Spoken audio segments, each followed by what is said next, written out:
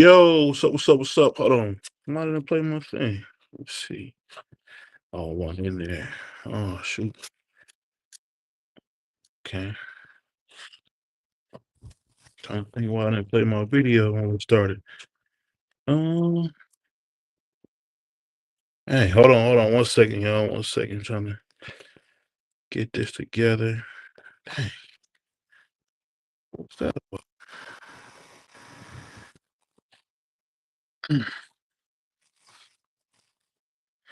Oh, yeah, I see what happened. My intro video didn't play. Second.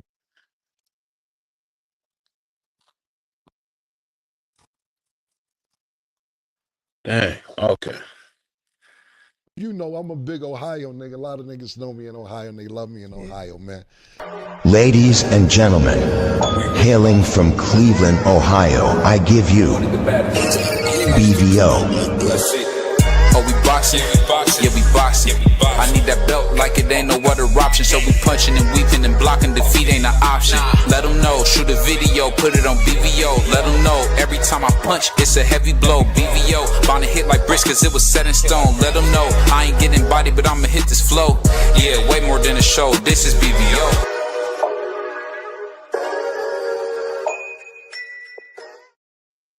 Yo, what's up, man? We're just talking about Zuffa Boxing, man. They had a card, their first card. A lot of people kind of negative about it, saying they didn't like it. This ain't what they expected, whatever the case may be. I'll say this, man. One thing about boxing is this. You can't please boxing fans anyway. Because really, what I've learned, and I didn't think it was true at first, but it is true, most people only know like the top 1% of fighters anyway. Even people who do content, they don't necessarily watch the rest of the divisions, or they kind of pick certain guys who will, get you to watch. So I'll say this, man. I enjoyed the Zuffa Boxing. It kind of reminded me of the I don't know if you guys remember USA when they used to have boxing on Fridays. It kind of reminded me of that, where hey, it ain't perfect, but it's better than what we had. And for me, I enjoyed it. The main event could have been a little bit better, I'm sure. But at the end of the day, man, it's better than that. And the thing that people don't understand that's so crucial is that, yes, Zuffa is got her owner in Turkey, Alalshikh, but they pretty much doing it here, right here in America. So right here in Las Vegas, in a central location, you don't necessarily have to worry about them jumping around, going over here, going over there. And you still got people who want to talk crazy about it. And it just blows my mind when you see that, because this really, I guess one of the things I'm learning, man, there's no winning with boxing fans. So if boxing fans say, hey, I want to see this fight, or I want to see that fight, they'll be more content with never seeing the fight than actually getting a chance to see the fight. I mean, and then before the Zuffa Boxing even started, we seen Ja Obetide and Noel face off, letting everybody know that they're gonna make a unification for 3 belts. The WBC, the green belt, the IBF, and of course the Ring Magazine. I mean, at this point, man, there's really nothing you can do. You can't change people's minds. You can't make them want to like something or want to enjoy something. You just can't. All you can really do is just go off what you see. And what I've seen is this. People just looking for something to hate. I mean, you rather have somebody talk about Tank Davis being on the run than seeing some actual boxing. I don't know what more I can say. I really don't, because it's just ridiculous at this point. It's ridiculous. I mean, what are you looking for? What are you looking to see? What are you looking to hear in boxing? I mean, I don't know. I'm just being totally honest. At this point, it's like you can't please no fans. So we'll see what happens, man. I'm excited. We got a lot of different news. We got Deontay Wilder going to fight Derek Chisora and not fighting, Usyk. We got Usyk looking for a replacement opponent.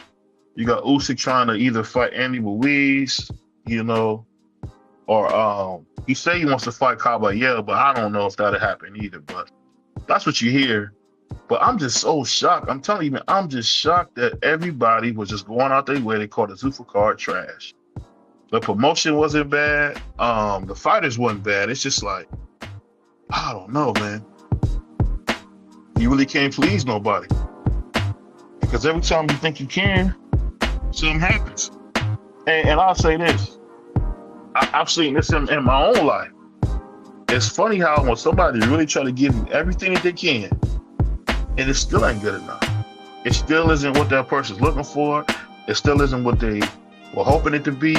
And you sit back saying, you know, well, dang, I thought I was doing this, or I thought this was that, and it just wasn't. So I mean, I don't know. I don't know what boxing fans want. I mean, I'm not one of those guys that's gonna get up here and be like, oh, this is that, this is this, man.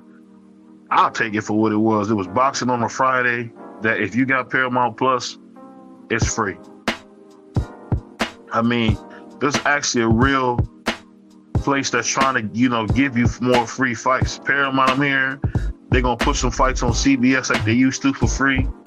I mean, I don't know. I'm just being honest with you guys. I don't know. We just gotta do better as fans, because it seems like it just don't matter what boxing does. It's never good enough. And it is what it is, man. I kind of learned that too about boxing, that you can't be mad, because that's kind of where the sport is going, where people whether give you complaints or talk bad about something than actually just enjoy it. And for me, my only question would be is this.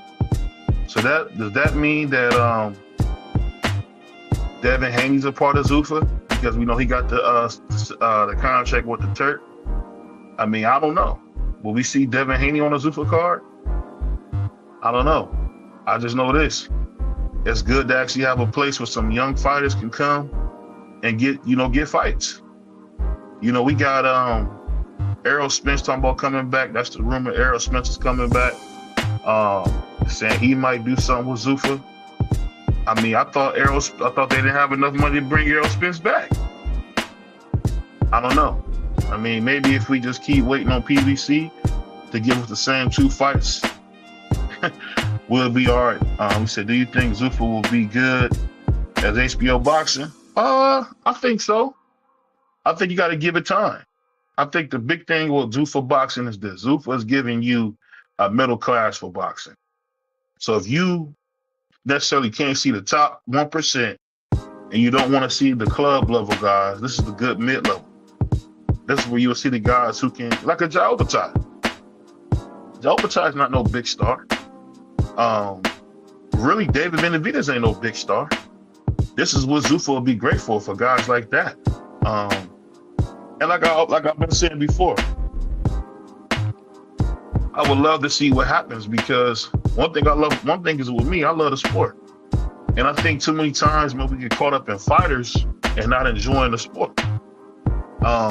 I remember there was a time I was on live one time with somebody, and they was talking about the lightweight division, and they couldn't name nobody but the guy that they always cover, which was Tank. And it was like, dang. It's just funny. Like, I don't know. It's funny. You just can't, like I said, you can't never really please boxing fans. He said this would be successful. The guys who are not signed to the major promoters will get a chance to shine and make bread. Hey, Dan, I think you said it perfect. And it just gives, like I said, it gives boxing a middle class. It gives boxing a place for those guys who necessarily not at the top to actually fight. I mean, I just get, sometimes, man, I'll be honest with you, I get tired of the negative coverage of stuff that makes sense. Is it perfect? No. I mean, but what part of PBC was perfect? What part of every fight you got from PBC that you really wanted to see, you had to pay for it? Now, we all talk about fights from 6-7 years ago when we got to see Errol Spence and maybe the Cholo twins on free TV. That was 6-7 years ago. I mean, are we ever gonna get past that? Are we ever gonna get into the new? It's a whole different time since then. Streaming is a lot bigger than it used to be.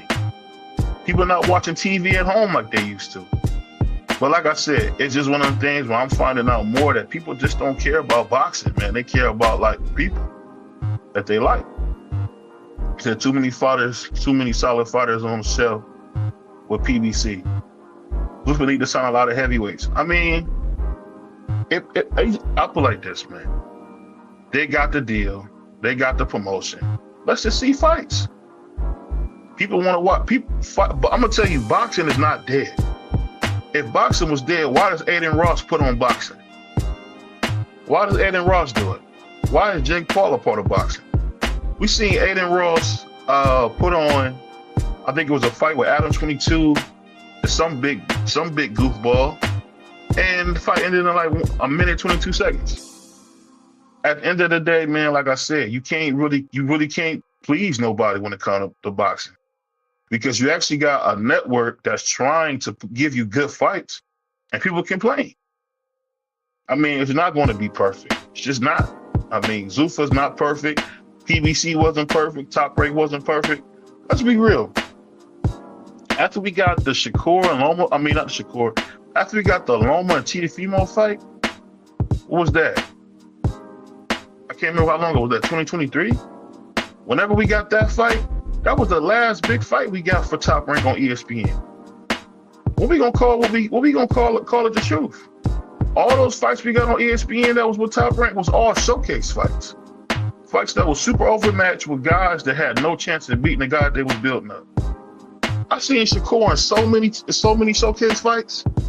Bud Crawford in so many showcase fights at Top Rank. Man, come on, man. What are y'all talking about? I just don't understand how boxing can even grow if you put unrealistic expectations on. So the companies can't even keep a network deal because they won't make the 50-50 fights. Man, you gotta remember, we can't even keep a deal with Showtime. And let's be real.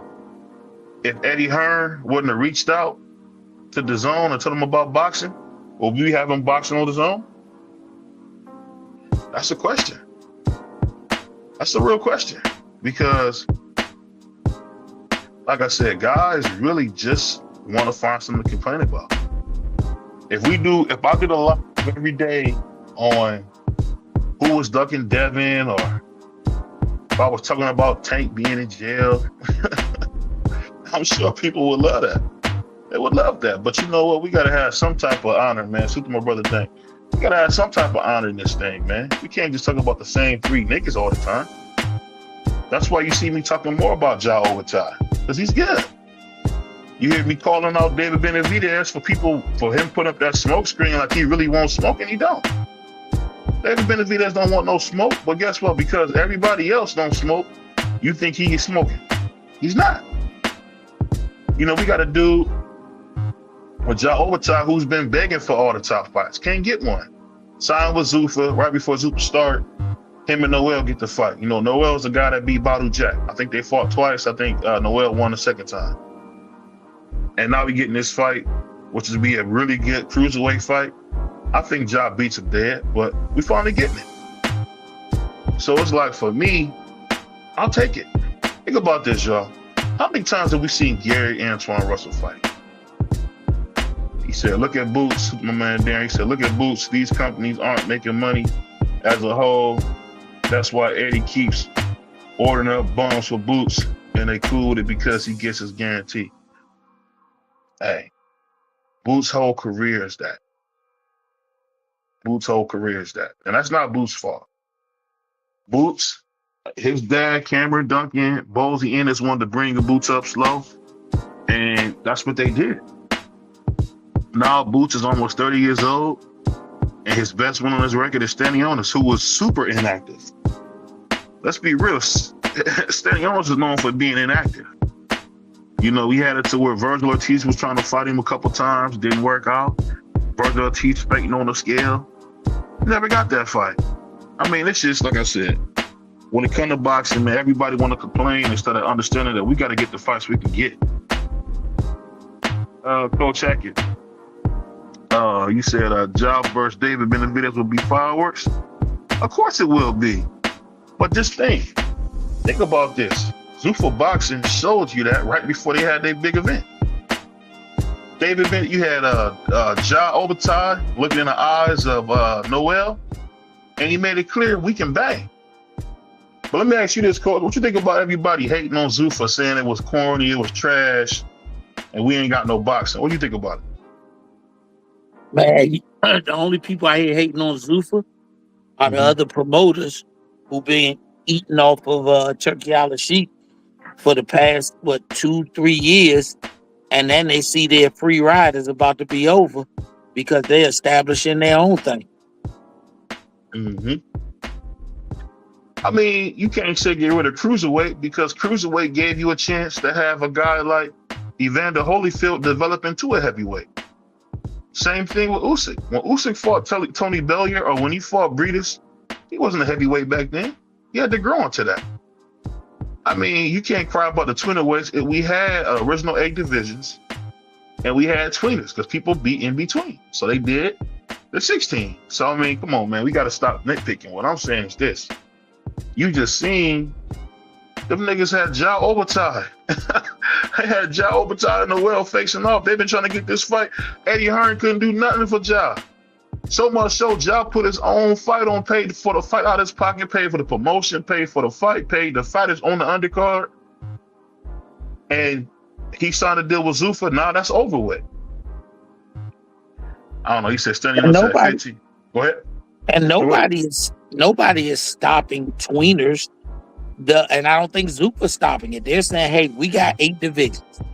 We're not saying you can't fight when you want to. We'll just give you another option. If you're a tweener, then I say you go with the traditional 4, establish yourself.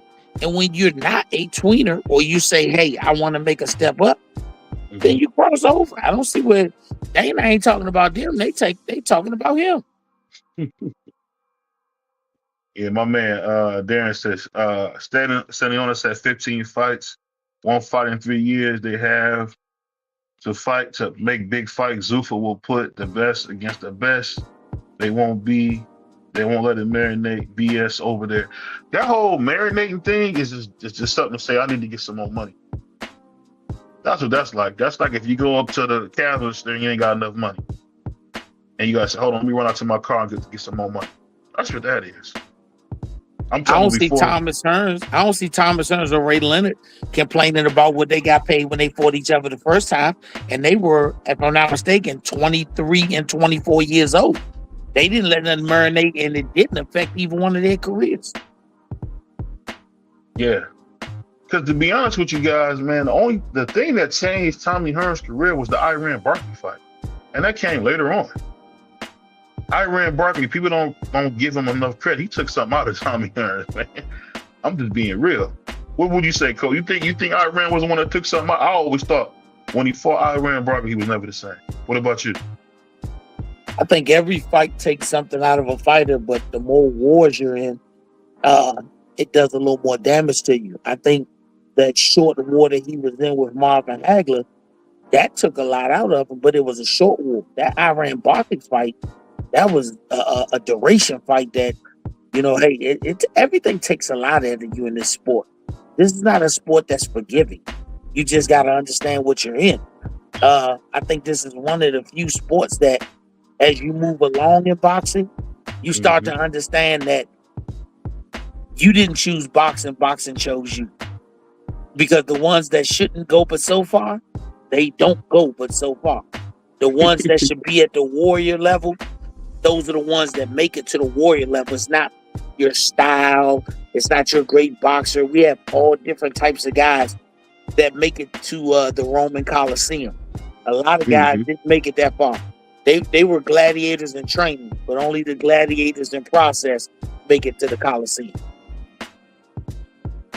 I'll put it like this, man. We're gonna send you to hell, man. But I'll say this. The thing about Zuffa is this. I think Zuffa, to me, exposed that people are chasing headlines and they don't care about the sport. And you know what? I got to give fighters their credit for saying, you know what? Hey, I'm not gonna be a part of this, man. I'm not gonna be a part of this show. But no matter how you do it, man, they got Top Rank is about to have their fight on Top Rank Classics, which I believe comes on Tubi, which is owned by Fox. I mean, come on, man. Why isn't Top Rank doing what they should do to be a part of Fox and get them an actual streaming, whatever, a situation? We don't talk about that. We talk about what we don't want to see. And I'll Man, put it like this. That's good. Go ahead. these networks, Mm-hmm. especially with what Turkey doing now and what Zuffa doing, they not letting these promoters rob them no more. They not letting them stick them up. The bank is closed. they giving them dudes them black record label deals. They giving them distribution only. You will give us a product worth having. You are not coming in here talking about this album is worth platinum, so we want 100 million. No, sir. You got to sell 100 million to get 100 million. They giving them distribution deals only, and then they got to go to these fighters with BS. Yeah. And really, I think most fighters want to fight. I mean, I'll put it like this. If we being honest, shout out to Sylvia, shout out to Al, man, shout out to everybody over there. But PBC could only do so much because they were trying to pay for certain guys. So you had guys sit on the bench. Man, remember when Abner Mares had that eye injury? I don't think we ever seen him again. You can't see somebody again when they can't see but one eye. No, but I'm just saying we never even heard a press conference or nothing. He just disappeared. What I'm saying is PBC didn't do a good job of communicating. What you mean good job of communicating? When you don't see somebody fighting and you know his eye damn they got knocked out his head, you should be able to deduct from that he did the logical thing and retired. I'm just saying, you will hear people talk about Abner Mares not fighting Tank, and you be thinking like, did you not see Abner Mares' eye about to fall out? Yeah. That's what I mean when I say that. Some stuff don't have to be said. Common sense should tell you that the man was smart enough to keep his eyesight over trying to get some money, and shout out to whatever commission, if he went to one, said, hey, brother, we can't do this. The man went from looking straight to cross-eyed. Nah, for real. He went from looking straight to cross-eyed. I'm glad he didn't go in there and lose his sight for one more check. Yeah, I mean, no matter how you slice it, man, it wasn't worth it. No. It just wasn't worth it. Your health ain't worth no check that you might not be able to enjoy. Shoot to my brother Carl, man, from Australia. He said exactly what you say. The fighters nowadays will wear the star. They take a step up fight. They hide behind promoters and wait for a vacant belt. Look at Keyshawn. He dropped Bomac because of Lil J can't afford it. I'm gonna say this about Keyshawn. And what I will say that people don't give Lil J enough credit for. Lil J has always done, for the most part, from what I've heard, the right thing. So I'm not gonna sit here and say, oh, he signed Lil J and now he can't do this and that. Man, Lil J had Andre Ward and Floyd Mayweather. So I mean, he know what he's looking for. I just think with Keyshawn, that's what you get, what you call a crisis in leadership. People don't understand, man, when you don't take care of your children, man, as a man, it leaves them with blind spots they shouldn't have. You got Keyshawn, when he was having his little thing with the Vargas brothers talking about, we don't know nothing about it and having no father. We don't know nothing about that over here. And I'm thinking to myself, like, who brags about not having a father? But see, you do that to kind of make people around you think you don't care. So Keyshawn's a whole different thing. We never heard nothing bad about Bomac, Bernie, Terrence Crawford. Them niggas been together for years. The moment they let this goofball in, all of a sudden, it's drama in the city. It's laughable, man. Keyshawn needs some help, man. I seen Keyshawn celebrating Andy Cruz losing. What you think about him celebrating his dad losing, Free? Was that surprising to you? No. I mean, him and Andy Cruz got history, so that's not surprising. I would prefer Keyshawn fight him and beat him himself than to take gratification out of somebody else beating him. So I mean, that's what happens when you get guys that don't want to fight individuals, they get gratification out of them losing to somebody else instead of you taking the credit for you the one that beat them. It is what it is. Yeah. My thing is this, Coach. Let me ask you this. Now, this is what blew my mind about Zuffa. So everybody talk bad about Zuffa, and we know it because we follow boxing. We seen Eddie Hearn fail Ja Overtime live in living color. Why was nobody celebrating him facing off of Noel? What you think, Coach? You know, everybody has their choice. You know, even though we like to take it from boxers have their choice. We would like to see a lot of things different, but you know, we got to take what we can get. I mean, especially in this day and age. It's sad, but it is what it is. Yeah, I mean, that's what it is. What do you think about that, Free? Because I thought that was pretty fast for them to keep a promise to Ja, and then the next time you see him on the presser, to open up their card, they got them facing off. What do you think about that, Free? You said they did what with Ja Overtime? They had Ja and Noel face off. Those are Noel has WC belt, and Ja has, you know, the lineal, and he has the IBF. I was saying, what do you think about them coming? You know, that promise coming true. They will help him unify. I mean, you when it comes to these promoters trying to get the unification, they gotta see some profit in the fight, and they gotta also they wanna make the fighter is going to win. I mean, a lot of times if you got money invested in these fighters, you don't want to put them in a fight that you have a good chance of them losing. You want to put them in a fight where you think they can win, so you can make the most money off this fighter as long as you can. But I mean, I don't know. I mean, sometimes you get promoters that don't matter. That's why we always say it's best for these fighters to be under the same promotional company, so that way these promoters are willing to put these fights together because they're not losing out on a champion. Because whoever wins, they still whip that promotional company. I agree with that. What's going on? We got my man, What's in there, Marcus, in here. What's up, Mark?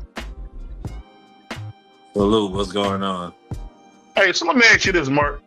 Now, we got the Mexican Pussycat about to make a unification with Zordo. Now we see the great Ja Overtime from Australia about to get his unification. So when Ja Overtime wins and David wins, do you think David Benavidez will grow a pair of nuts and call out Ja Overtime? I mean, I certainly hope so. I don't see why he wouldn't. I don't think Benavidez ducks any smoke. I think moving up to cruiserweight, he understood who the big dog was at cruiserweight. I think everybody does. I think everybody knows Jai Opetaia is the best fighter at cruiserweight right now. He's the lineal champion, Ring Magazine. So, I mean, I would certainly hope so, but I can't predict what Benavidez is going to do. He might move back down to 175. If Bivol or Beterbiev poke their heads out from the sand. Yeah, and you know what? To hear that is sickening.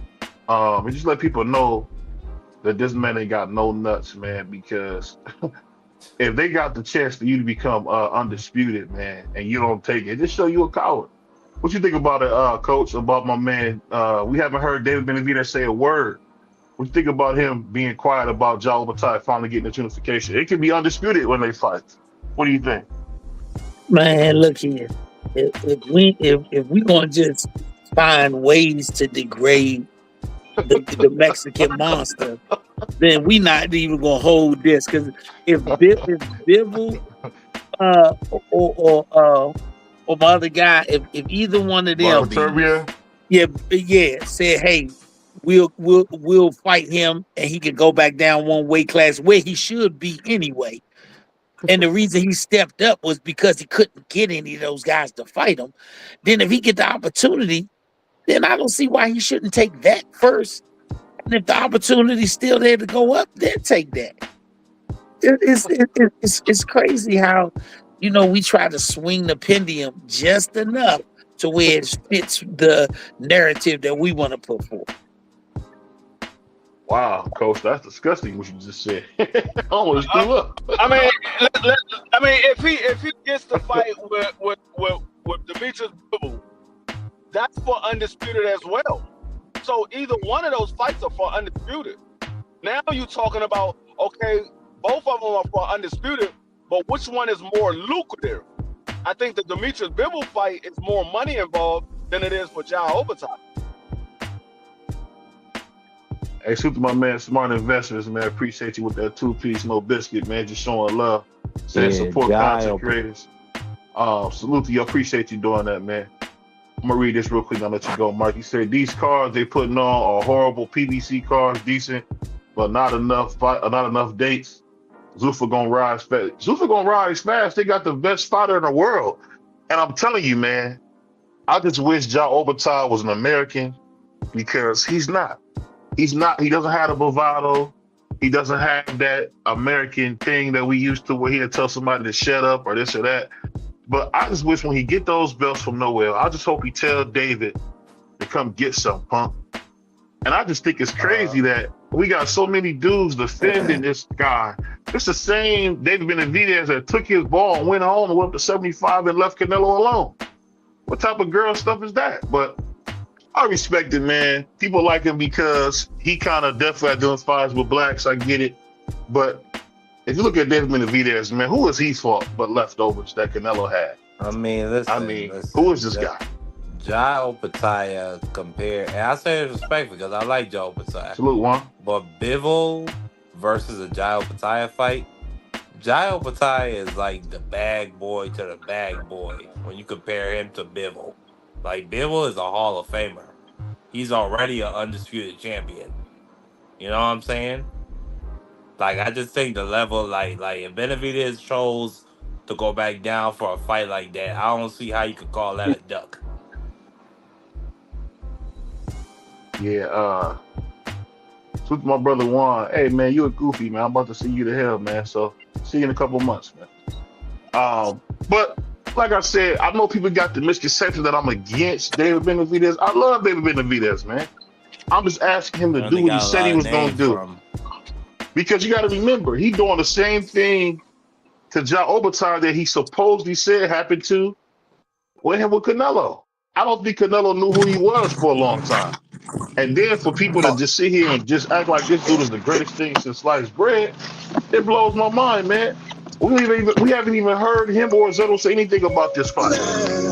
That shocks me, man. That just shocks me. They haven't said a word about this fight. But let me ask you guys this. Go ahead. No, I want to say, why would he talk about the Jao Obertai fight when he already has a fight lined up with Zordo? So, I mean, once that fight is over with, we don't know what he's going to say after that. Like I said, I heard David Benavidez say it, and I heard his father. One, Arthur.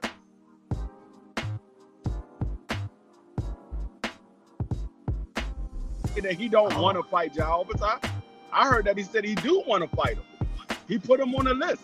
Whether he comes last or he comes first, he's on the list for him to fight him. So, like I said, you keep talking about what David Benavidez, why he hasn't said nothing. I haven't heard Jao Obertai say, I want to fight David Benavidez. I haven't heard him say it. You heard Jao say he want to be undisputed when he did an interview with I Zuffa. haven't heard Jao Obertai say he want to fight David Benavidez. He been calling Zerto. He been calling Zerto.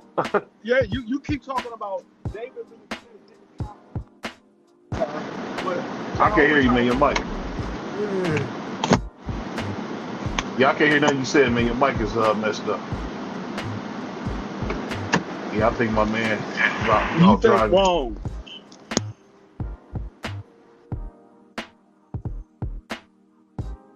Yeah, I can't hear nothing you said, but let me ask you guys this. Can you hear me now? Yeah, now we can hear you. Go ahead. Yeah, no, you keep saying you haven't heard David Benavidez call out Jao Obertai. I heard David Benavidez said he's gonna fight Jao Obertai. You keep saying Jao Obertai once undisputed, he called out Zordo. Well, David Benavidez got the Zordo fight. That puts him in line to fight Jao Obertai. So, like I said, I haven't heard Ja say, I want to fight David Benavidez. You don't have to worry about fighting Zordo. You can fight me. I'm the linear champion. I'm the guy at the division. I haven't heard that. You keep talking about David. When did you gonna say Ja? You need to call out David. He's coming up there taking food off your table. I mean, can you really say that when Zerto asked for $4 million? I just don't. I get you. I get you want to protect him, man. I get it. David. What that got to do with David? What you mean? You said Zordo wants $12 million.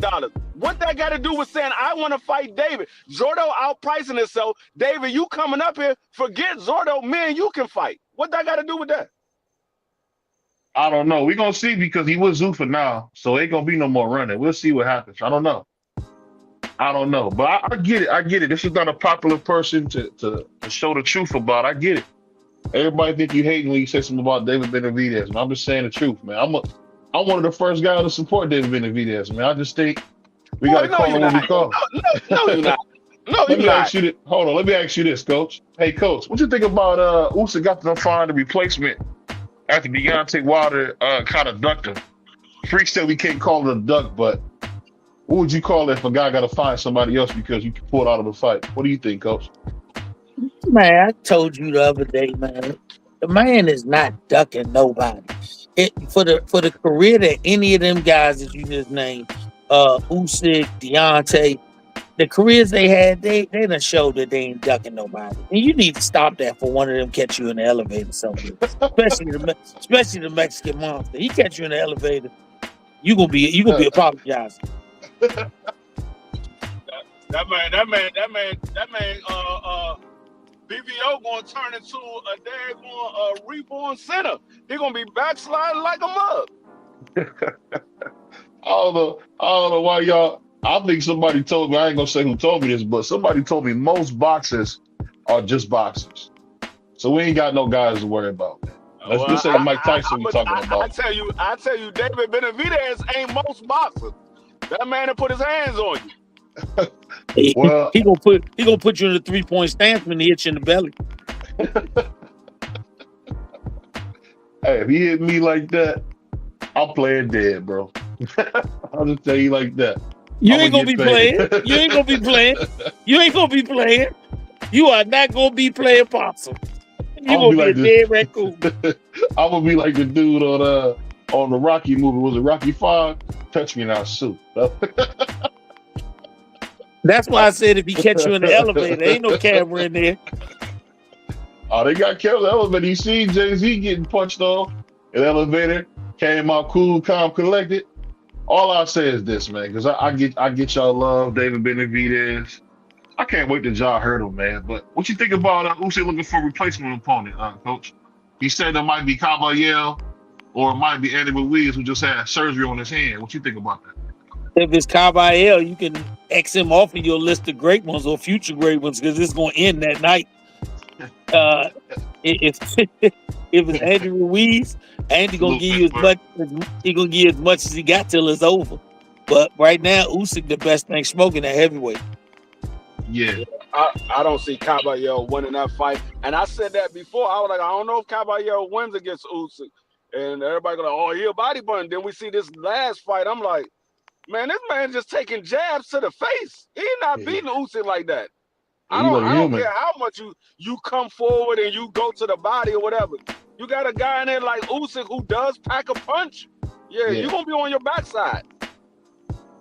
I think we seen Frankie Sanchez and we seen Zilly Zane get beat up real bad because all the people remember Frankie Sanchez the one that beat F.A. Jabba up real bad. You remember that, Mark? And neither one of those guys beating Usyk. Frankie Sanchez ain't beating Usyk, and Big Bang Zane ain't beating no Usyk. Ain't neither one of those guys beating Usyk. So yeah, he beat those guys up, but those guys ain't Usyk. Yeah, he did, but he beat those guys up bad. I'm just being honest with you. That last fight Caballero had with that 6 foot whatever dude kind of exposed him. He's not really all that good because that jab was landing at home every night, all night. Hey, all I and know you can't do that with Usyk. I seen Usyk send a man into retirement. I seen Usyk make a man have a mental breakdown in the ring. Who had a seen mental breakdown?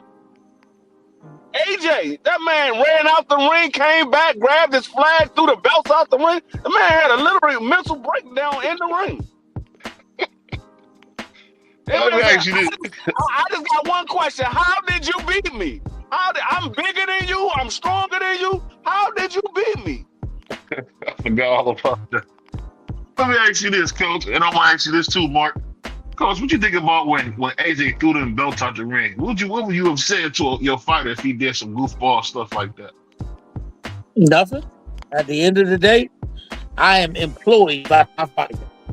Whatever he does to mess up the company is all right with me as long as my check clear. That's his choosing.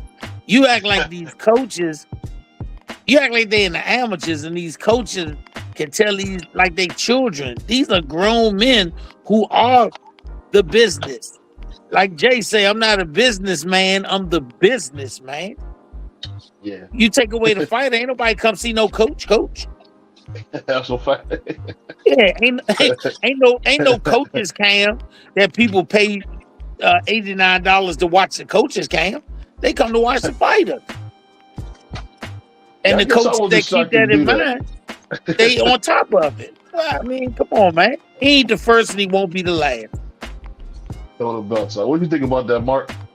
AJ throwing the belts out the ring. I think he might be on them edibles. But with that being said, let me ask you guys this. Going forward, we got a couple fights coming up. One of the fights we got coming up is we're gonna get to see Gary Antoine back in the ring. We're gonna see T.O. versus Shakur, which I'm super excited about. And after this fight, you know, with T.O. and Shakur, are you guys surprised at how bad the tickets are doing? I'm hearing that it might not be a sellout at all. They're talking about they haven't even sold half the capacity at this fight.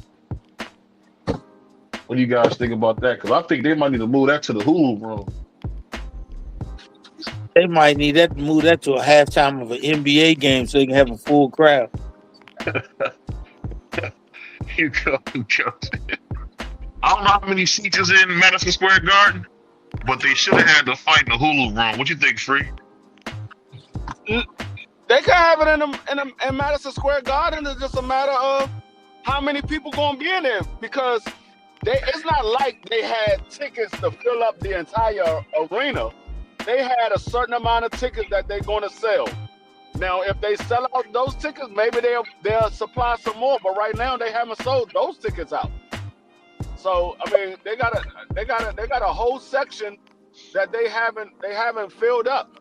It's no section completely filled in that arena for the fight. But I think they got way too big of a fan base to put it in a Hulu theater. Shakur by itself will fill up the Hulu theater.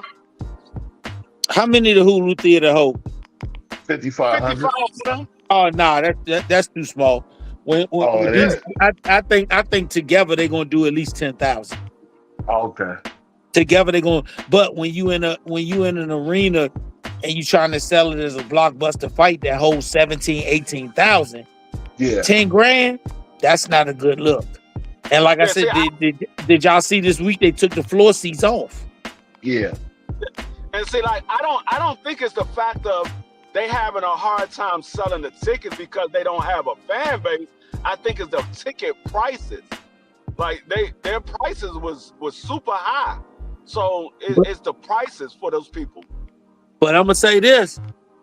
I seen $25,000 tank seats myself get sold, and they still was sold out.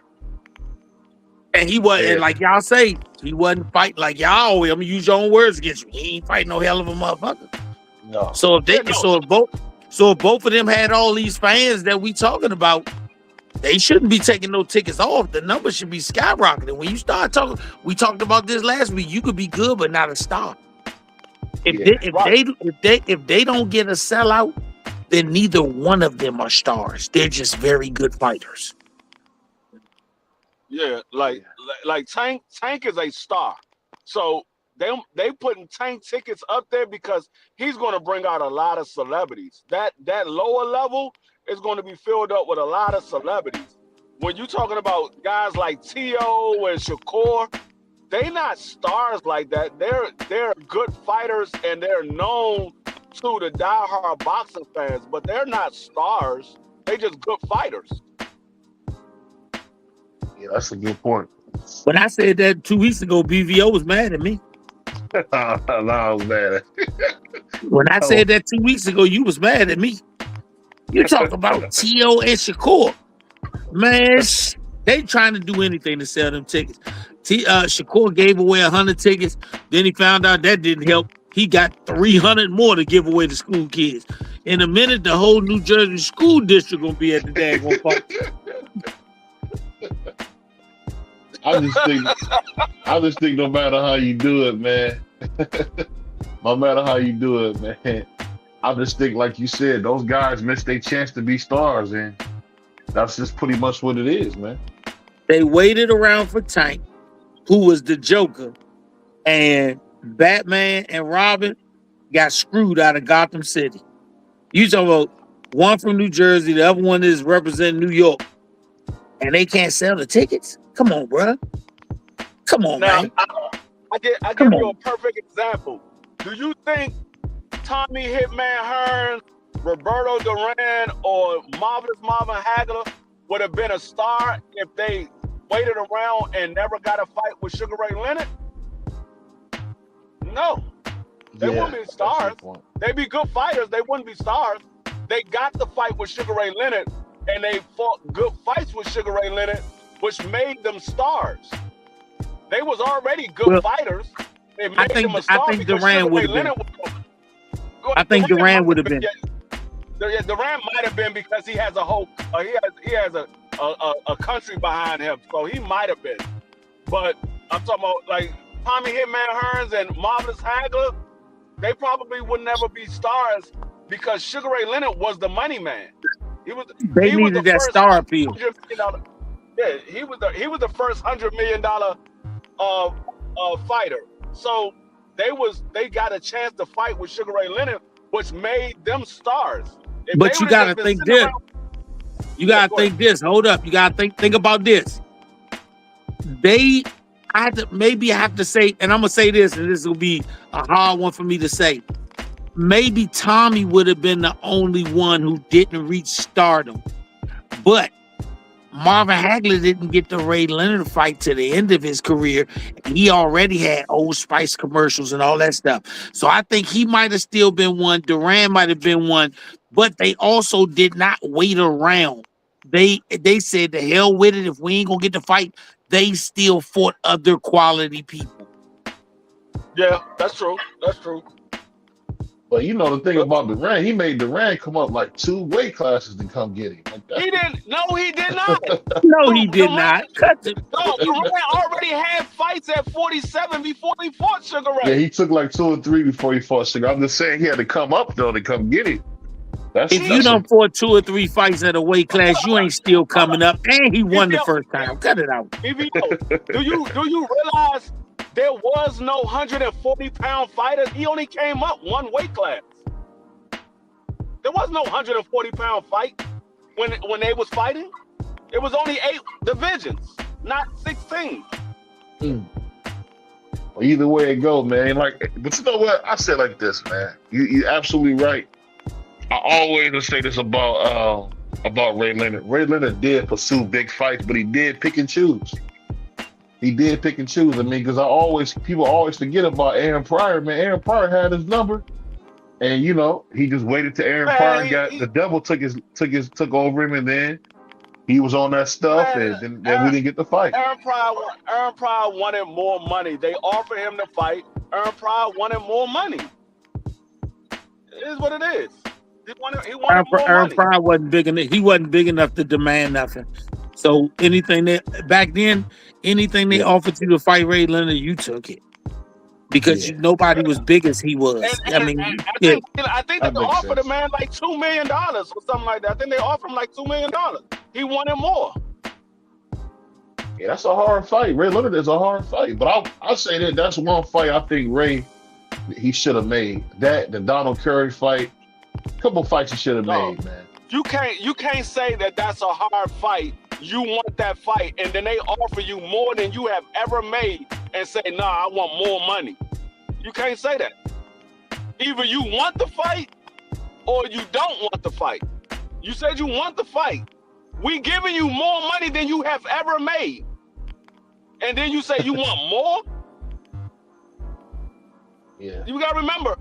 I don't know how much. I'll be honest. I don't know how much money Aaron Pryor was making back then. I don't. He wasn't making no $2 million. I can tell you that for sure. He wasn't making no $2 million. Aaron Pryor was a good fighter, but he was not no star like that.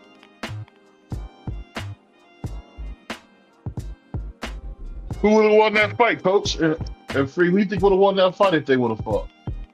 Ray Leonard. You think so? With all the pressure? Man, Ray Leonard was a maestro back then. He had everything. He had hand speed. He had power. He had the ability to box, and he was the A side. If Ray Leonard would have thought that would have been a pressure fight, they would have been fighting in a playground at a public school. He would have had the biggest ring in the history of boxing.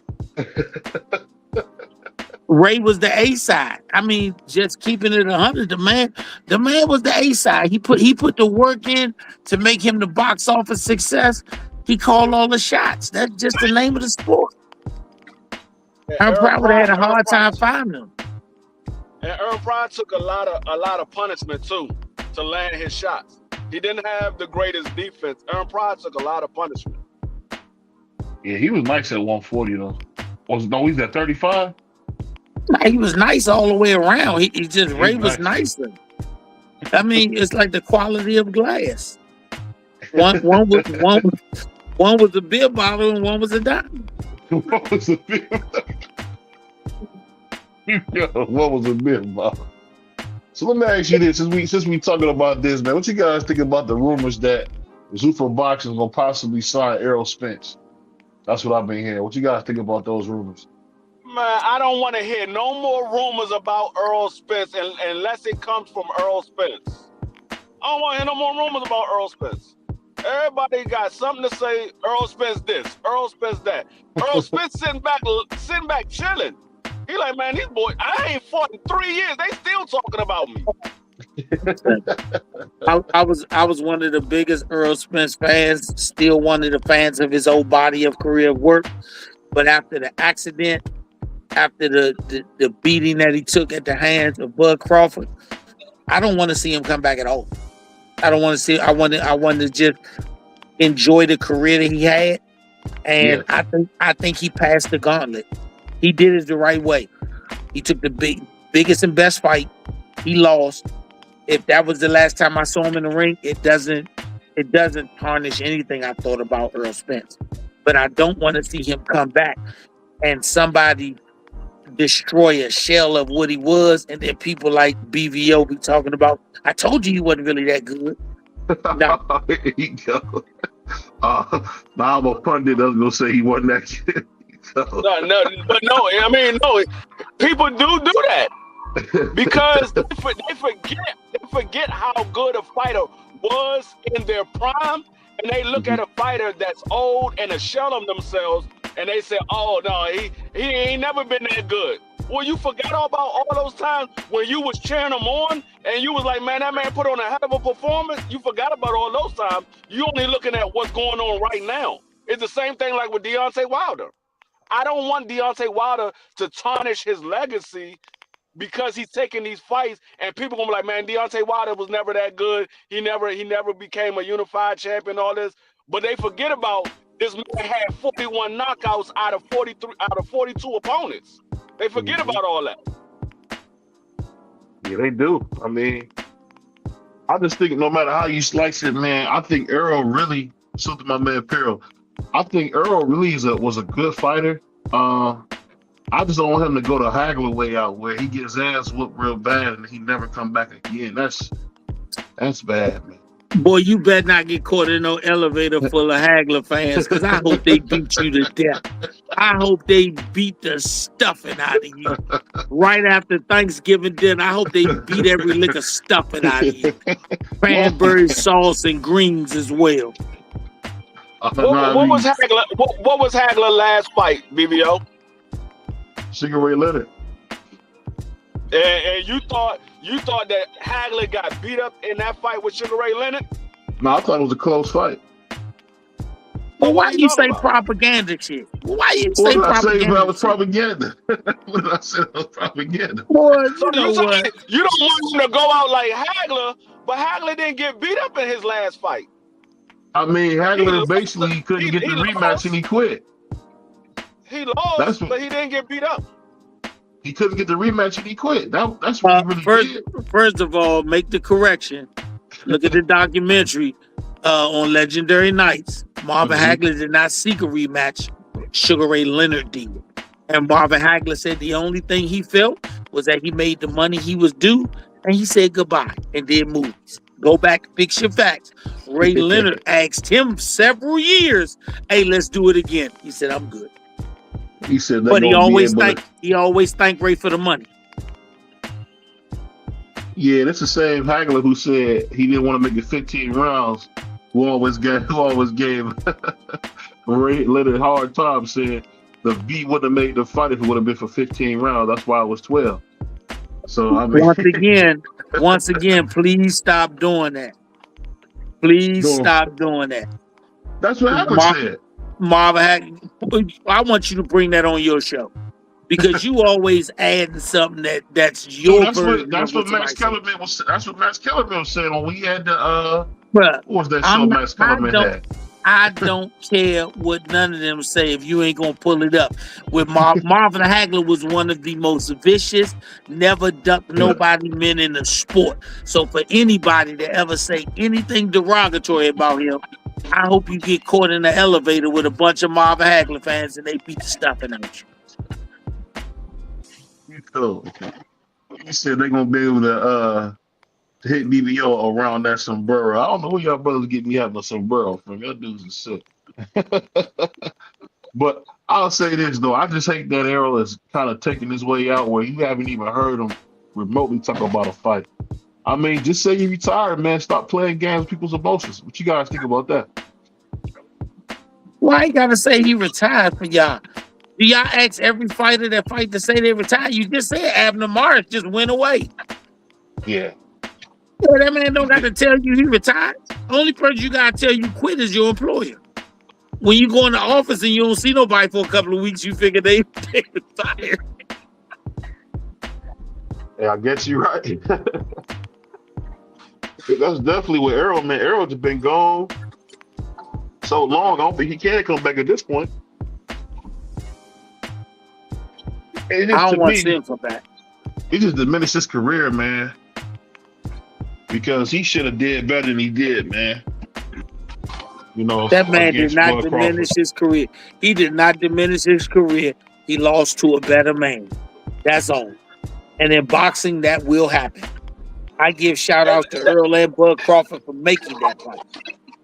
And that's what I said to a lot of Bud fans, a lot of boxing fans. If you had Bud Crawford, the number one guy, you had him the number one guy, and Earl lost to him, then he was supposed to because he was fighting the number one guy. No, I mean, he let a big black nigga come in there and just beat the life out of him. He didn't even try to fight back. Let me read this comment. He said BBO will have his own show on national TV in a few years. Master of Engagement. Great show. Who's my man? BBO, you play offense or defense? You play offense or defensive line? Offense. Okay, you offensive line. They said BBO, you the best offensive tackle you're one of the best offensive tackles in the league. You going against daggone Aaron Donald.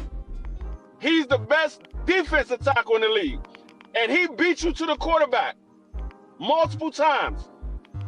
Are you saying you bad, or you saying Well, this is the best defensive tackle. Best defensive tackle in the league. Well, one, I'm gonna call Omaha and make sure we double team Aaron Donald. He's not about to be on me 1-on-1. No, I'm just saying if you was 1-on-1 and he beat you to the tackle, there's no way there's no way I would ever try to be 1-on-1 with Aaron Donald. I get what you said. No, you adding other stuff. I gave you a scenario. You ain't gotta add anything to it. Just answer the scenario. Are you saying you bad, or are you just saying that's the best defensive tackle in the game? I'm telling you what I would do. I would call for a different protection. I wouldn't go 1-on-1 with him. They're about to blow me up and blow up the whole play. Why wouldn't you go 1-on-1 with him? Let me stop it. Okay, so my point is, you're not bad. You're not a bad tackle. He's just better than you. I get what you're saying. And I like Earl. I'm a huge Earl Steel team man down. I'm just saying that I just feel bad that that's the way you see him when he actually fought somebody that was a southpaw. They took their belt off on him. But let me ask you guys this. Speaking of that, man, do you guys think that this fight with Andy Cruz and Ray Maritala deserves a rematch? What would you guys say? I think it should get a rematch. I believe it should. I thought it was a close fight. Good enough. Yeah, I think it deserved one too. And what can Andy Cruz do better, Coach and Freak? What can he do better? Because I thought Andy Cruz was going to win that one easy. I can tell you one thing that he can do better without a shadow of doubt. Make sure Tim Cheatham don't be your daggone judge. Make sure he's not one of the judges. Because I don't know what he saw. 118, 110. I don't know what fight he was watching. He might have been watching one of the fights from Zuffa Boxing or something, because he definitely wasn't watching Andy Cruz versus Raymond Maritala. He wasn't watching that fight. But no, Andy Cruz, he did well. Andy Cruz did well, being though that was his 7th pro fight. He was in there with a guy that had 23 fights. This was his 7th. I know he's a decorated amateur. He's a 2-time gold medalist, but it's a different thing from the amateurs to the pros. Raymond Maritala been a pro for a while, and he's been fighting quality guys for a while. This is Andy Cruz's 7th fight. He didn't go in there and lay down. It was a couple of times that I was like, damn, Andy Cruz putting it on Raymond Maritala. I mean, if you look at the end of the fight, Raymond Maritala's face was busted up. Andy Cruz had a little slip under his eye. That was about it. He looked like he had just came to the fight. Yeah. So he played. He did well. I just think in moments he should have let his hands go a little bit more. He should have worked a little more on the inside and not let Raymond land so many body shots when they was tied up, because Raymond was working with the free hand, and I think the judges counted some of those. So, if he was just a little more busy on the inside, I think it would probably switch in his favor, because I had it a close fight. I actually said it was a draw, in my opinion. I had it as a draw. It was a close fight. Yeah. What about you, Coach? I saw it basically the same way. I saw it basically the same way. Not looking at the scorecards. Yeah. That fight could have been either direction. But to see the scorecards, I wouldn't have cared either one of them won. I wouldn't have agreed with the scorecards. Even what you say with the 11th and 12th by Andy? No, I think the scorecard, one of them had that joint wide as I don't know what. That was a very close fight. That was Tim Cheatham. That was Tim Cheatham. Yeah, Cheatham had it wide. I was kind of shocked by that, to be totally honest. What is he watching? He gave Andy Cruz 2 rounds the entire fight. He only gave him 2 rounds. Yeah, it was. Cheatham was on drugs or something. I don't know. But I think Andy Cruz got to stop fighting like an amateur, man. That's his problem. He still fight that amateur style, and I think that's what be hurting him. I don't know. I just don't see him seeming to learn from what he I don't know, man. It seems like he always do that. This whole average, like he should have pressed the gas the 11th and 12th round. He would have won a world championship. Man, I call that the Cuban curse.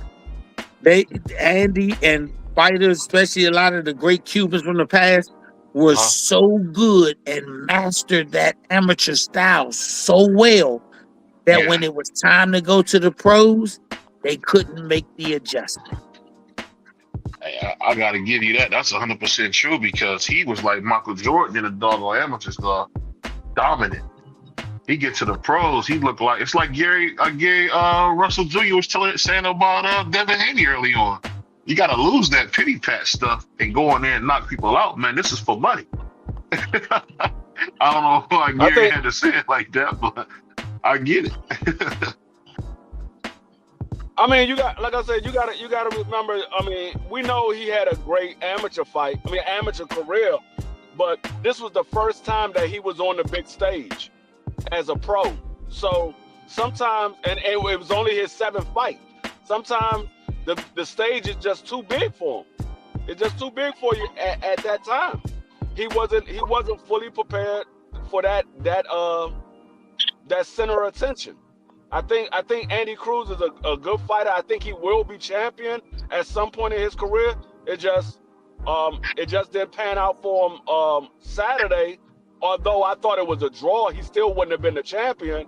But I definitely don't think that he got beat up or he got beat the way that Tim had it. I definitely don't believe he got beat that way. But if somebody said they believe Raymond Muratalla won the fight, but it was a close fight, I wouldn't be mad. Like I said, I had it a draw. Well, go ahead. No, go ahead.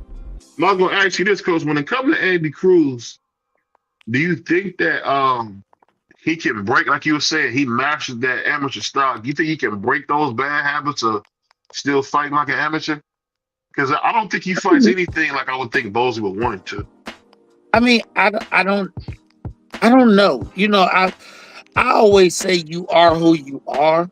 I think American fighters, based on America and boxing itself within the boxing gyms, you don't really have a dedicated amount of money that goes strictly to boxing from the age of 6, 7, 8 all the way through. You have to win your way to the point where you're on the U.S. team. That being said, most of these young fighters from America, they're in gyms with pros from the time they put gloves on. Where some of these other countries, they're in the gym with amateurs from the time they put gloves on. So our kids have a pro style, the elite ones, even at the amateur level. And it ain't that the coaches couldn't prepare them for the Olympics. It's that they are who they are when they got here. And that's the same with the fighters who fight in Kazakhstan, the ones that fight in Cuba, the ones that fight in Germany and stuff like that. They are surrounded by amateurs. They learn to master a point-based system. Yeah. So what is in their favor in the amateurs becomes their Achilles heel in the pros. And what's our Achilles heel in the amateur becomes our weapon of choice in the pros. So it's all about what you're here to get as opposed to can I change you? Because if you've been doing something, if you've been playing football since you were 8 years old and you've been putting your left hand in the ground. Yeah. When you get 22, even if they ship you to the other side of the line, they just gonna have to live with you putting your left hand in the ground because you're not gonna be able to change it at that point. No. Yeah. I think muscle memory, like you were saying, you got to give a good story about how we was working with Big Gary.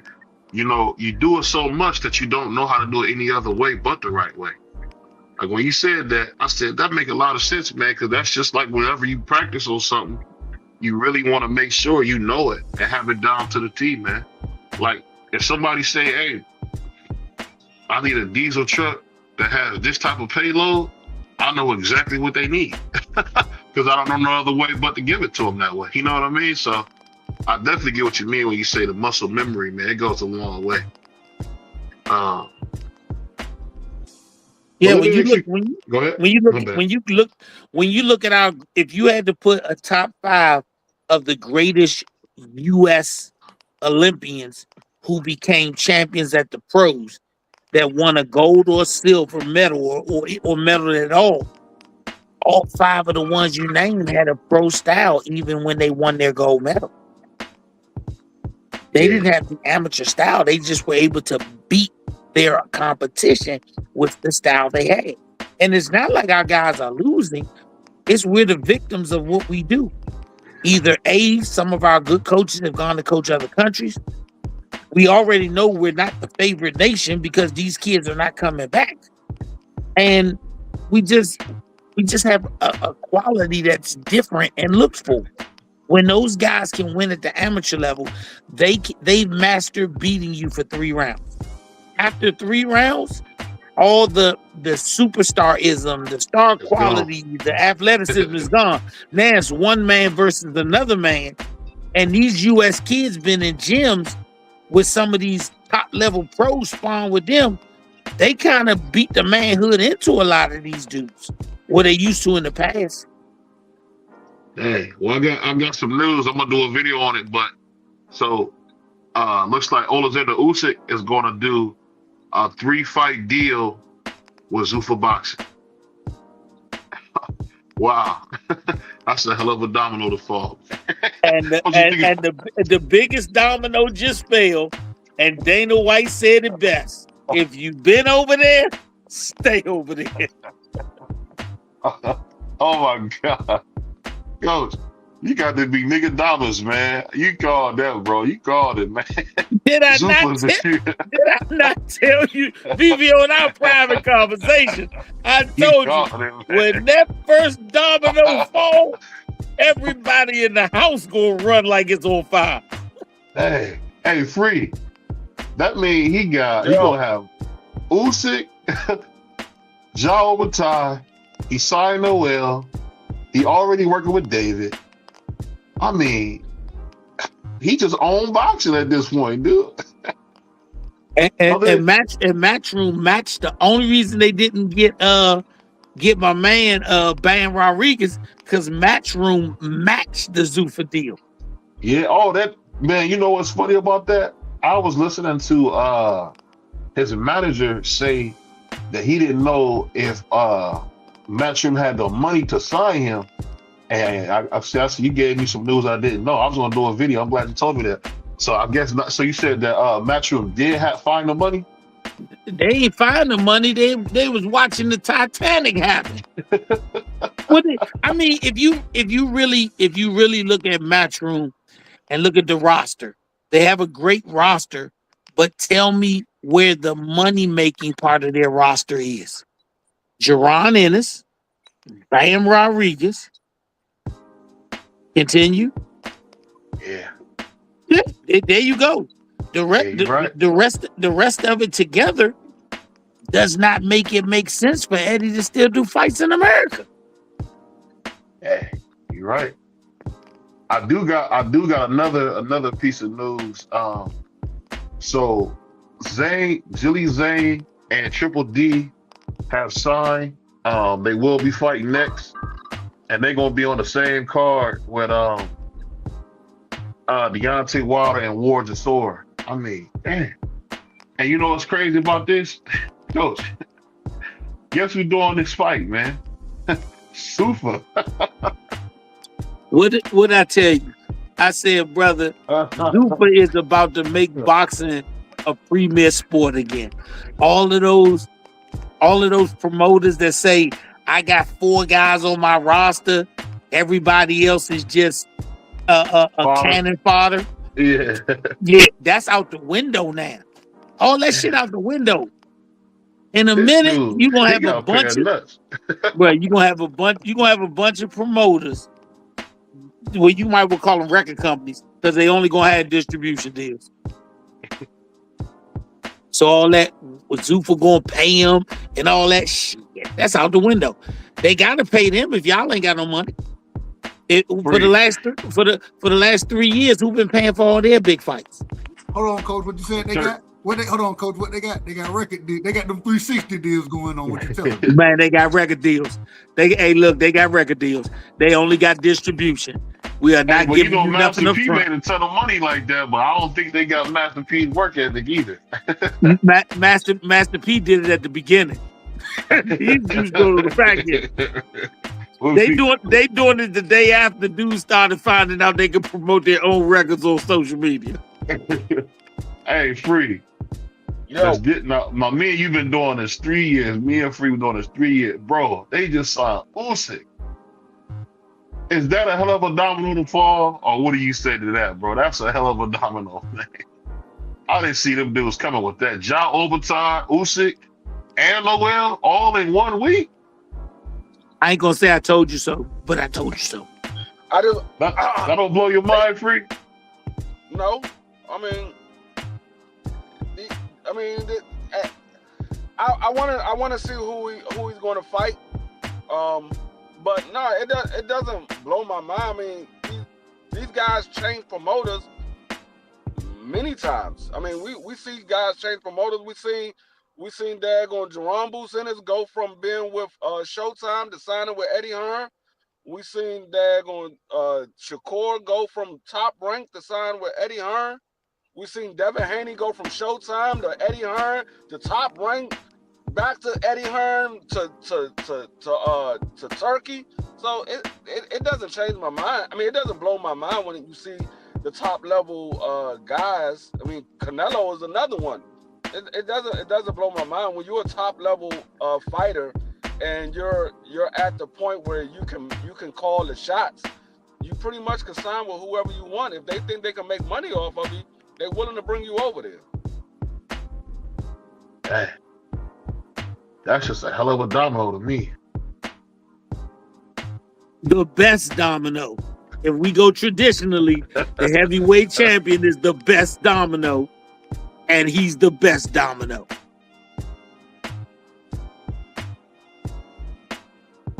Coach, So- the problem is in this situation, the best domino, and I agree with you as far as the heavyweight. Man, I think we all came up in a world where boxing moves as the heavyweight division moves, right? Right. But I think it's a tad bit different now. I don't think boxing moving as far as the heavyweight division moves now. I think it's a little different. But as far as the best domino, Usyk is the best domino you can sign. The problem is the man is 37, 38 years old. He ain't got but 3 fights, if that. He ain't got but a handful of fights left. So You still looking at it on the individual level, Coach. Go ahead. He might have 3 fights left, but with the 5 guys that they just grabbed, spacing those fights out. And no matter what we think or what we feel, the biggest money is still made by the heavyweight, even to this day. Who are the 5 guys that they just signed? Just so I can be accurate with this, because we Ja don't. Overtime, Go ahead. Noel. I don't want to butcher his name. They just signed. What's my man's name? He just won that belt. Usyk. Well, that's not official. That pretty. I'm looking at Igor Kopolowski's thing. That's pretty official. And then they signed El Rayo, and apparently no, it's only 4 because I'm looking at Coach is absolutely right. Bam did go back to Matchroom, matched him back. And that was the question I was about to ask. Is Bam signed over there? I don't know if he is. I don't know. I don't see. Bam went back. Bam, they got his offer got matched by Matchroom. Coach, they're giving Bam a 3-year, $20 million offer, man. He deserves it. With a $10 million bonus. He deserves it. 100% he deserved it. I didn't know Zuffa was paying like that. My God. Slim. Lil Wayne deserved everything he can for keeping the record label afloat. Yeah. So Bam Rodriguez is Lil Wayne, and he got to keep that ship sailing. Yeah, he really all they got, man. Be honest, he all they got over there. And if you think about it, Eddie take one more bad loss, Jack. Shit, we might put our money together and buy Metro. He be trying to get out of that business. Eddie Hearn, man, and I say this respectfully. Eddie Hearn, the man, when he went up against Frank Warren in Riyadh season, this man lost every fight. It is what it is. Who got the real talent? That's the question I got to ask. Who got the real talent? Hey, he might have lost every fight against Frank Warren, but he kept his soldiers. He losing his soldiers now. You know, in life, you start losing your soldiers, you lose the blocks. You lose the blocks, you gotta find another neighborhood. Well, let me say this real quick. Let me say this real quick. We done went from Philly. We done went from Philly. Now we got to trap out of damn Cleveland now over here. We got to trap out of Cleveland now. Hey, I would say this. I would say this. People don't know this. This is from a real good source. Anthony Joshua was about to sign to Zuffa Boxing, then he got in that car accident, and whatever happened, him and Eddie ended up making a deal for $200 million, and now he back with Metro. So I don't know what happened, man, but it looked like the Turk was trying to sign AJ right before he got into that real bad accident. So ain't Turkey and Eddie doing business together? No. Okay. Go ahead. He got a few more obligations when he done. Yeah. Them two different cartels, Jack. them two different organizations. And they can still I don't think that the Turk is gonna stop doing business with anybody. I think he's only gonna just do business with champions that he wants. All of that, you try and get your guys on undercards and all that. He don't need it no more. He got his own league. He got his own guys. Yeah. Yeah. Why would he keep putting your guys on when he got his own guys? And if there's no other way for your guy to eat, then whatever he offers, you have to accept it.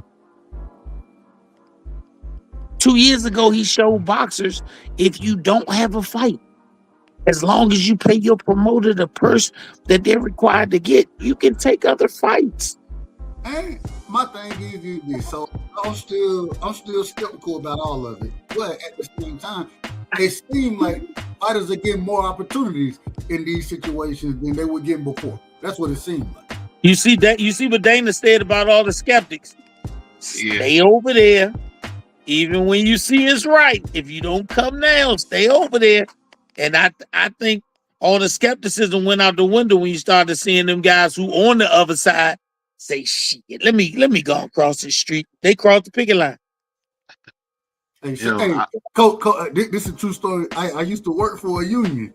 I done seen the picket line. You don't cross that damn picket line unless you serious. You don't cross that. You don't cross it. The truth is in this case, them people, look here, they said, man, if you don't go over there now, these distribution deals ain't good for us. PBC fights you once every 3 years. Motherfucking Golden Boy, shit, we don't know when you gonna fight. They might be over. What Golden Boy got left? If you had to say their money making roster, who is their money making roster? Virgil and Ryan Garcia. I don't even know if Ryan Garcia is still over there. According to Ryan over there. Virgil, according to Ryan and Schofield. Him and his lawyer, according to them, they moving freely right now. According to what he's talking about, Ryan Garcia, I agree with Schofield as well. Ryan Garcia is a drug addict, man. You can't listen to him. But go ahead. So just break it down by companies. You got Matchroom, they got Bam Rodriguez, they got AJ, and they got Boots. You go to Top Rank, who they got? Oh, they got Emiliano. No, stop playing. Stop playing. Well, people that's making people that's gonna make money for them now. When you ask that question, because it don't seem like Top Rank, they ain't really got a deal to put their fighters on. Well, Top Rank do got two money makers. They got Bivol and Beterbiev both signed. Okay, so those are their money makers. Just being real serious for a minute. Is Abdullah Mason still signed with Top Rank? Is Abdullah Mason? Yeah, but he's not no money maker. He's not a money maker. Okay, I got you. We talking about those guys that bring the money in. They bringing the check. Most of these promotion companies don't have big money makers like they had once upon a time, and without a TV deal, you taking distribution deals from Tubi. I was about to say, Tubi ain't giving you no money. That's Fox though. They not giving you no money. You forgot about that's Fox though. You forgot about Monster Innovate. Oh yeah, Monster Innovate. You're right. He with PBC. No, he with Top Rank. No, he's still with Top Rank. Monster Innovate. Oh, my bad. I thought you were talking about my guy. The BVO had me confused with the video. Yeah, Monster Innovate with them, but Is Monster is Monster in a way one of their big money makers? Yes, he fights, but is he a huge money maker for them? I don't know what does the bag look like in Japan? I don't know what it looked like. I have no clue. And I mean, that's what I'm about to say. The international money, it's a little bit different. I think he is a money maker, but it's international money. So I'm not sure exactly how much it is when it translates over to US dollars. But he is a money maker. He's probably the second biggest money maker that Top Rank got right now. He's probably behind who? I'm trying to think. Bibble? I think he makes more money. I think Monster is a bigger name than Bibble. Okay. Yeah, what about Viterbi? He's a bigger name than the Viterbi too. So who is he second behind then? I'm trying to think. I'm trying to, because I don't think Monster is the biggest money maker. I think he's the second biggest money. I'm trying to think of everybody that Top Rank has. Hey, Forbes put out the list of. Hey, Forbes put out the list of the top 10 money grossers for last year. It was Usyk number 1, Canelo number 2, Anthony Joshua number 3, Jake Paul number 4, Inoue number 5. So he is the top money maker. Yeah, Inoue was number 5. So yeah, he's their money maker. When you look at who's PBC's money maker, it would be Tank. Yeah. Now that we're up in the air about Tank, who is their next money maker? The next one for David PBC, Benavidez. David Benavidez should have been that guy. It would be David. But I think he kind of in the free agency market right now himself. No, he just did a deal with Al and Ring. Okay. He's locked up. With Al and who? Al and the Ring magazine. He did a partnership. Al and Turkey. That's what we did. Yeah. So once again, if Turk got his hand in one pocket and your promoter got his hand in the other pocket, Turk's pocket is a little better. And without Turk, you can't put the fights on. So like I said, this though, Cole. Why did they cut off Samson? Samson the one I found, David. Hey, turn the music down just a tad bit, just a tad. Not much. That don't mean they cut him out. Samson might not have the biggest piece of him, but I'm sure he's getting a piece of it. Samson is not his promoter. Samson is his manager. So he's still going to need a promoter. Samson is just a manager. No, he said he moved away from Samson as manager. Perfect. Yeah, okay, I got you. He said he moved away. He moved away from Samson as his manager. I was his manager now.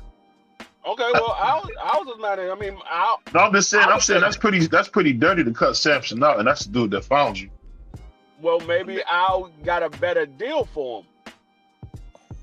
Okay. Al might not charge as much as Samson, and he might make more money than having Al as his manager, because that's one less person that you got to pay. Now you just pay Al. That's it. You ain't got to worry about paying Al and Samson.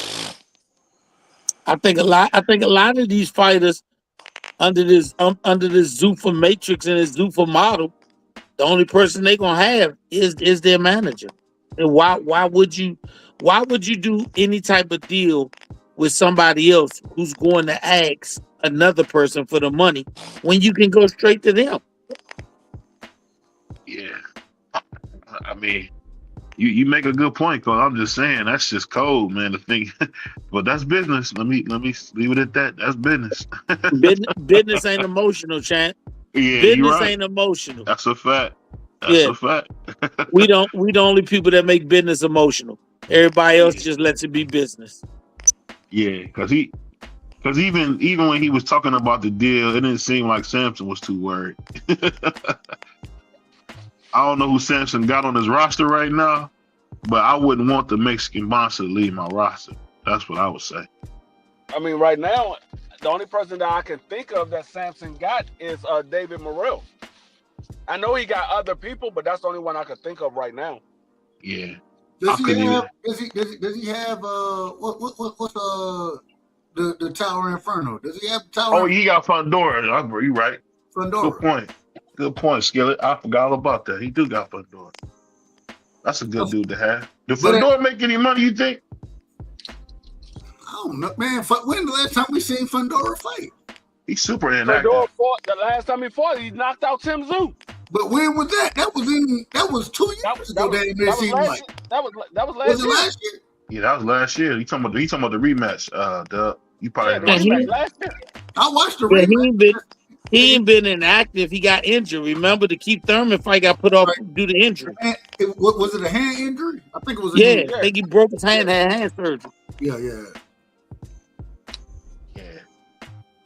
It's amazing, man. What my man Cole said about that dude that woke up the plumber. It's a miracle. But I'll say this, man. Boxing to me is getting better. We just heard that Tan Wilder is definitely coming to the States. What you guys think about Tan Wilder gonna make his debut? What you guys think about Tan Wilder gonna make his debut? Whoa, what just happened? I don't know. What just happened? I can hear myself. I don't know. Hold on, let me go on mute. What you guys think about Tan Wilder coming in the fight in Madison Square Garden? You think that'll be a big fight, seeing Fabio Worley in Madison Square Garden? No, it's not a big fight.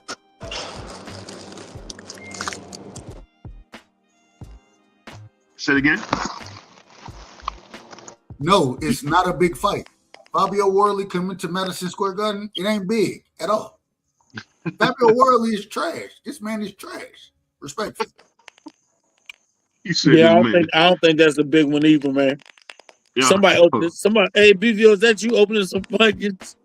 No, that ain't me. I don't eat this late. Man, that's BVO opening up some funyuns. No, man, that's you open up that Pringles again, brother. We told you put them Pringles up. What's the you ever see what's them chips, man? I remember my grandma used to love them start with an M. Not Mambos. What is those things? Munchos. Munchos, yeah, Munchos. My grandma get her an ice cold Pepsi and be tearing them Munchos up. You guys ever seen them Munchos? They was trash, but she used to love them Munchos, dog. I ain't never heard of them. Hey, man, I used to sneak Fagos. I don't know, y'all probably don't know about Fagos either. This one, back in the day, Fagos used to come in the glass bottle. That's what Big Mom. Yeah, them strong ass sodas.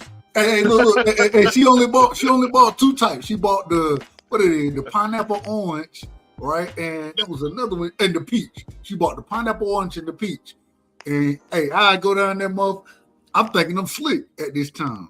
I go down there, I pour me a little glass, and then I'm like, hey, I can't let her know that I done poured this glass, so I'm gonna put some water in here. The Big Mom, she take a swig of that thing. I said, who put water in my shit? I said, God, hey, it ain't nobody else there but me. It ain't like my grandma did it. It's only me who did it. Hey, that Fago, man, you could start a car with them Fagos, man. That shit was one step below gasoline. I be outside for the whole day, and I know I gotta pay for it. But let me just stay away. Let me just stay away right now. Maybe she'll calm down. She ain't never calmed down. Never. But shout out to Big Mom, man. I love Big Mom. That was funny, man. I give you your credit though, Dub. I can't remember ever wanting to drink a Fago. That bad boy too strong. Hey man, hold on. We didn't drink sodas, right? So I grew up in a household where we didn't have sodas. It really, I on everything I look, I got to drink two things. I got to drink sweet and outside of water, of course. I got to drink sweet tea and orange juice. That's it, and water. And I'm a water hose individual, respectfully. I came up didn't get orange juice. We didn't see. This is funny. We didn't have orange. We had this junk that came in a can. You had no. That's what Big Mom made the orange. She made it. She made the orange juice. She made the orange juice out the Minute Maid can. That ain't no orange juice. That's no. She would pour it in and it's crazy. She had a yellow pitcher. That's the only thing. Only thing that go in that yellow pitcher is the orange juice. She would pour that Minute Maid can into there, and you mix it with water. You freeze the can first, and then you mix it with water. That's what Big Mom did. That was the orange juice we was drinking. Yeah, that wasn't no orange juice, man. I don't know what it was. Hell, it was better than water at the time when I was. Oh yeah, anything is better than water, man. When you a kid, anything better than water, dog. And then I had a cousin. Shout out to my cousin Deuce, man. He passed away. Deuce used to come over. He damn near 15 years older than me, something like that. I was always Big Mon favorite in my mind, but Deuce was really Big Mon favorite. But when he used to pull up, you know, at this time, he just got out the military. He probably about 24, 25. Yeah. And I'm all the 6, 7, 8, somewhere in there. Deuce will pull up. First thing he'll tell me, hey, you want this cup of orange juice? Me and you, we both gonna jump. Now you know when we drink this orange juice, it's gonna make us thirsty. So after we drink it, then we gonna get the Fago, and then he'll set me up. He'll set me up and go tell him. He'll go tell Big Mon, man, he drinking your Fago, and then she come in there and catch me drinking the Fago. After he done told me, he done pulled the damn glass for me. All right, here we go, man. This nigga out of order, man. He out of order. I love Deuce, man. That's my brother. Yeah, man. You a wild boy. He out of order. And look, come over. This back when you remember back then. This when you had the so Big Mon they had the rotary phone first, but they upgraded and they end up getting what they call them now. It was the cordless phone. The cordless phone. What they call them? I can't even remember what they call this shit. But Deuce, he'll come over, he get on the cordless phone. This nigga walk around the house and get what I used to do. They called it a cordless phone. That's what it was called. Okay. Look, y'all love free, man. That's what they called it, nigga.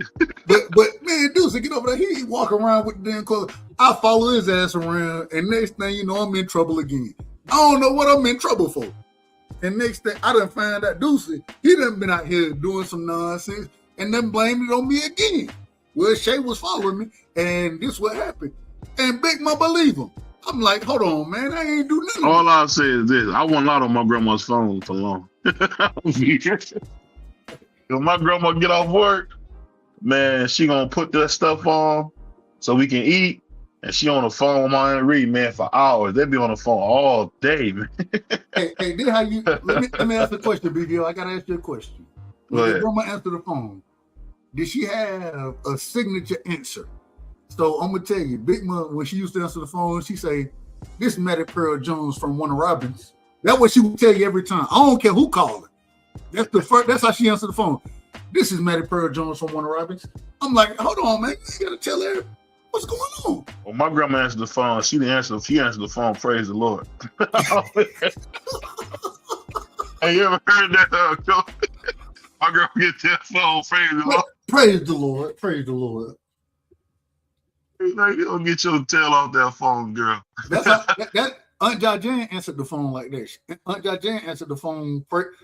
Georgia Ann, we call her Jajan. Aunt Jajan answered the phone exactly like that. Praise the Lord. Yeah, them who old am I folks. speaking with? I said, what the hell is going on? What's going on? Them old folks. They don't even say hello. They don't even say hello. Praise the Lord. Oh, they praise the Lord. Who am I speaking with? I said, my goodness. And on Sundays, you better answer the phone like that. I'm talking about the kids. You better answer that phone like that. Praise the Lord. Or it's an issue. Man, I wasn't allowed to answer the phone. What you mean? I can't answer no damn phone.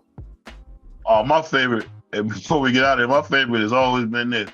You can't find nothing at my grandma's house. You ain't found nothing. You stole that.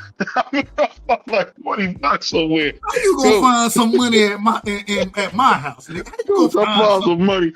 Man, find nothing. Ain't no way she knew where that money was. I found it in the closet. I found it in the closet behind a bunch of old stuff. BVO, what they told you? What's that? It wasn't lost. Hey, now man, they didn't she know where it was at, lost. but as long as it's in my house, it ain't lost. It ain't lost. Man, she was rough. Damn thing. You ain't buying nothing. Was you like that, cuz, with the kids when you had the kids when they was young? You tell them you ain't lost nothing in your house? I think my man cuz. Hey, what about you, Free? Was you like that when you was young, man? When you had them kids younger, they couldn't find nothing in your house? Oh, nah. I mean, if you found it in my house, you found it in my house. It is what it is. A lot of times, I didn't misplace no money.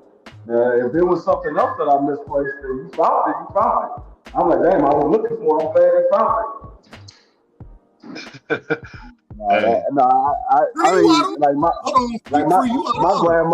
My grandmother, like we didn't find no money in my grandmother's house. But what I used to do at my grandmother's house, she used to do every weekend. We would go to her house and she had this cookie can. Like You know the Yeah. Christmas cookies, The butter cookies. the butter cookies. When she eat all of those cookies, she would turn that can into a change jar. And so Yeah. she would put all the pennies. She had one that had pennies. She had one that had quarters, nickels, and dimes. Yep. So she would say, she would have all of the, whenever the grandkids come over, she would say, grab a scoop. Whatever scoop you grab, you only can use one hand. You grab a scoop, and then she'll put it out, and you count it out. However much money it is, she give you the actual money for it, and then she put the pennies back in it. She keep them coins, don't she? That's a fact. Yeah, she put the pennies back in there. So she was like, grab a scoop, and then we'll grab a scoop, and then she'll take us to either the candy store or she'll take us to 7-Eleven, and we'll buy whatever we want. Hey, Freak, did your grandma, did she force y'all to roll coins? What? To roll, like, so you know, they got like. Oh, you talking about the roll the pennies? And put those pennies in the roll? What she did, she would keep them. Like my grandmother, she still got the jars of pennies. Like my grandmother's still alive. She still got the jars of pennies, but I swear, I know for a fact that those pennies that she got is probably a couple of thousand, because she got the big the water jugs. She filled them up with water. I mean the water jugs now. She don't put them in the can anymore. She got them in the Deer Park water the water jugs. The ones that you put on like the one you put on the like when you on top of the triggers. Yeah, on top of the machine. Yeah. She got like 7 of those. 3 of them are pennies. The other 4 is nickels, quarters, and dimes. And I know it's a couple of $1,000s. I know it is. Yeah. Hey, that's what it be sometimes, man. One thing I will say, them old folks, man, they was good. They was good at having a nice. I like the way the old folks used to live, man. They had a real simple life. They kind of kept it, they kept it real. No BS. You just said something crazy. You know what's so crazy? What's that? They had a simple life. They wouldn't worry about no none, man. They lived day to day. You know what I'm saying? Hey, we surviving out here. Even when we were young, I never looked at myself being poor. Hey, go ahead. Hey, Doug, real quick. We was talking about rolling the pennies and the coins or whatever. I did that one time for my aunt. We was putting the quarters in a roll. She took it to the bank because each roll of quarter is $20. So she took it to the bank. She thought she was going to get back a certain amount of money. They were like, this don't have all the quarters in there. It was like 7 rolls of quarters that I did. That was like $5 short. We done counted these motherfuckers wrong. We done counted them all the way wrong. Hey, that's all it takes, man. Each one of them joints was like $5 short because I was taking quarters, putting them in my pocket.